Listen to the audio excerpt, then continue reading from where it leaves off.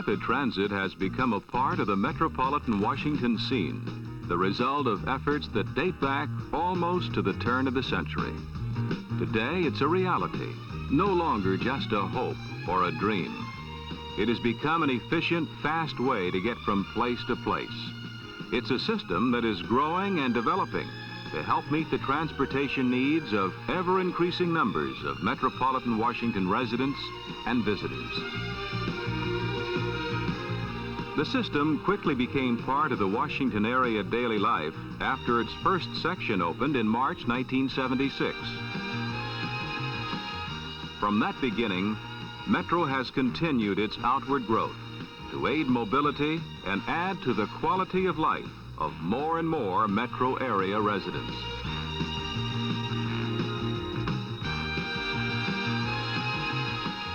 Public meetings, plans, and construction have brought us from this to this.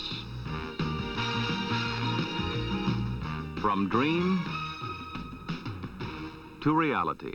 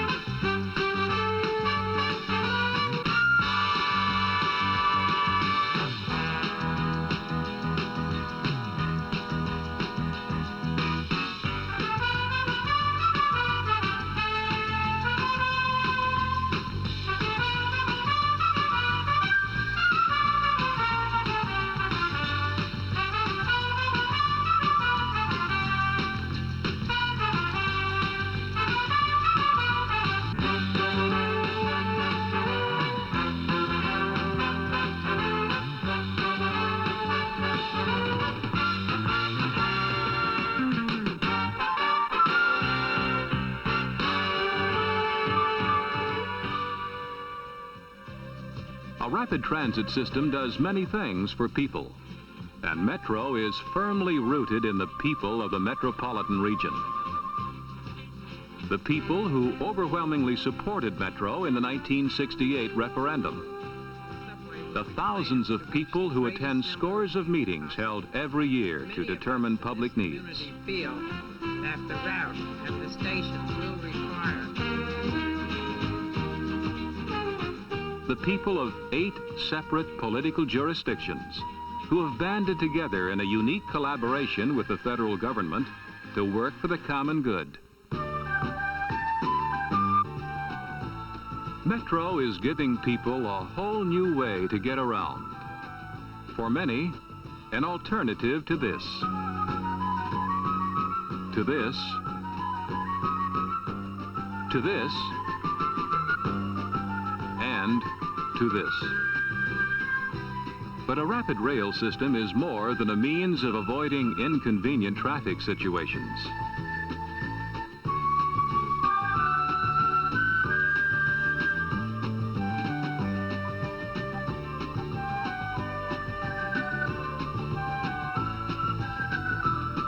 Metro will help enlarge the scope of our lives.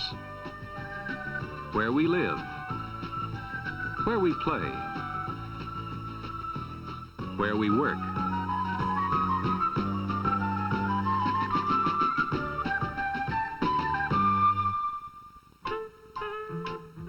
Living in the suburbs will be easier. A quick, quiet, air-conditioned ride puts you downtown for work or entertainment.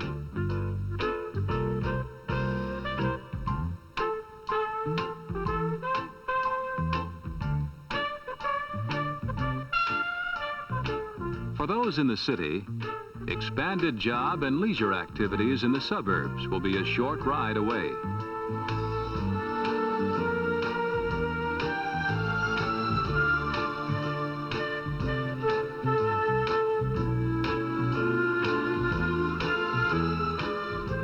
As individuals, we benefit through a better quality of life in general. And employers benefit too, because Metro helps to put a wider range of people and skills within their reach. All this contributes to better community planning and controlled growth.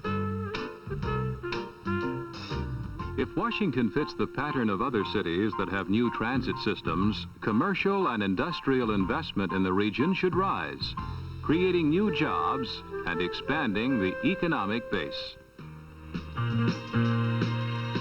There are still other benefits. The area's many attractions become more accessible for tourists and residents alike, without parking and traffic problems.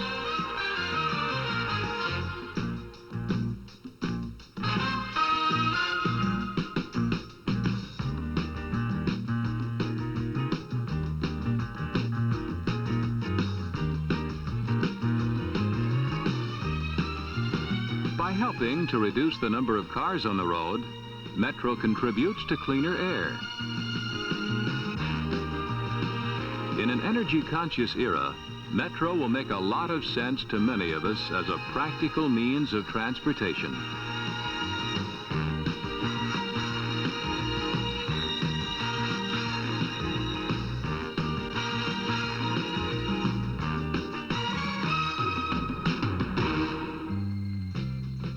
The effectiveness of rapid rail transit is due to its exclusive right-of-way. Metro does not have to compete for space in its transportation corridor. Hence, no traffic jams, no stoplights, no long waits, just train after train, moving people. Everything about Metro has been designed with people in mind. Its convenience, comfort, safety, and beauty all were tailored for people, based on studies of other systems around the world. Trains are managed and monitored at the Operations Control Center.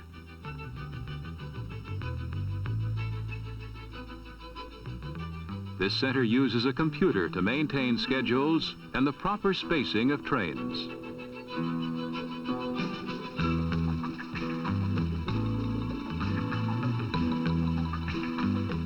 Normally, trains will be controlled automatically, even though each train has an attendant.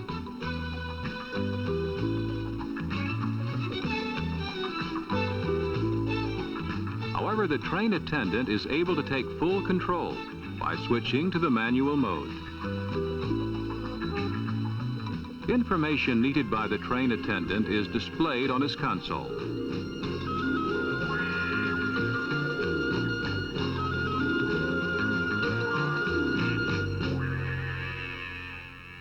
The trains themselves are coupled in units 2 to 8 cars in length.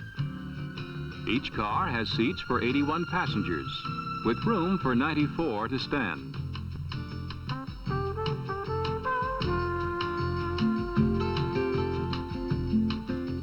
They were designed to provide comfortable transportation in every season of the year.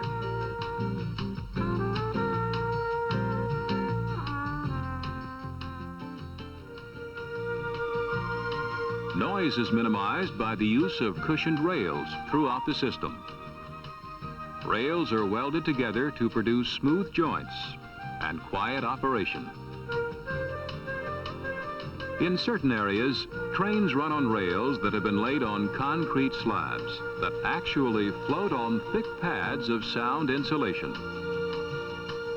The result is quiet.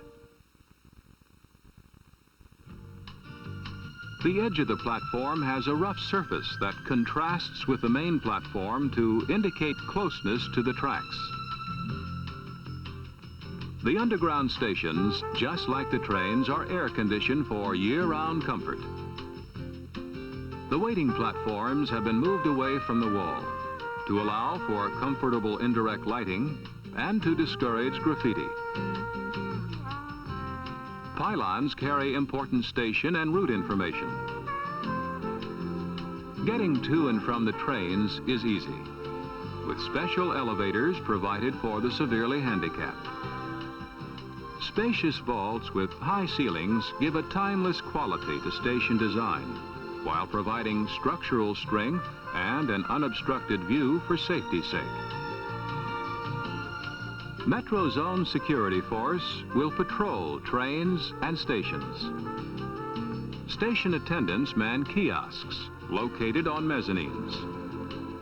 From their vantage point, they maintain constant surveillance of the station, aided by closed-circuit TV to cover areas not directly visible. Wide entrances allow easy movement during the busiest of hours, and plenty of advance warning on outside weather conditions. About half of the system is underground. The other half is on or above the surface. There are a few aerial stations, such as Rhode Island Avenue. The station's gull wing canopy is not only a variation of the graceful arches of underground stations, but it also provides protection against inclement weather. Additional protection is provided by windscreens located along the platform. Most of the surface stations function as transportation interchange points. Road access and adjacent parking lots are an integral part of the majority of these stations. Metro users can park and ride, kiss and ride, transfer from the Metro bus, lock up their bikes,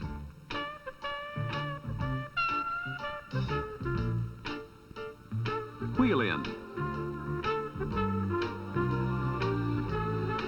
or walk in. And because the Washington Metropolitan Area Transit Authority supervises bus transit as well as rapid rail, these transportation centers will become increasingly important as bus and rail transportation blend to serve people. People. That's Metro here. That's Metro now. That's Metro in the future. Your future. Our community's future.